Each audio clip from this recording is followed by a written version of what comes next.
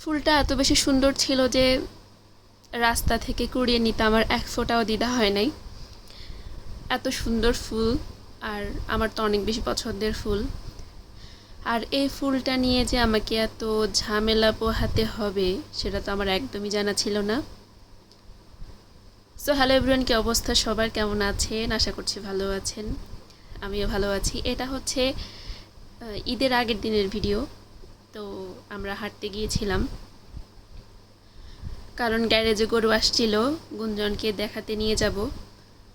প্রথমে একবার ওর বাবার সাথে গিয়েছিল, গিয়ে নাকি ও গরু অনেক বেশি ভয় পাইছে।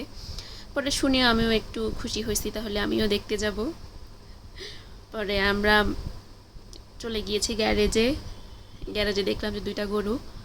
তো গরুগুলো দেখে অনেক বেশি মায়া হয়েছিল, কারণ একটা গরু পুরা চুপচাপে বসেছিল, মানে তাদের মুখ দেখেই বোঝা গেছে যে তাদের অনেক বেশি মন খারাপ।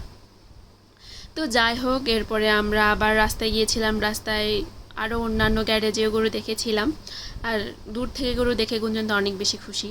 তারপর রাস্তা দিয়ে আসার সময় একটা ফুল দেখেছিলাম, নিচে পড়েছিল। পরে এই সুন্দর ফুলটা তো আমাকে নিতেই হবে। পরে ফুলটা নিয়ে একটু ঢং করেছিলাম, পছন্দের ফুল বলতে কথা। এরপরে আমরা আবার আমাদের গ্যারেজে চলে এসেছিলাম, গরু দেখে আবার তারপর বাসায় চলে এসেছি।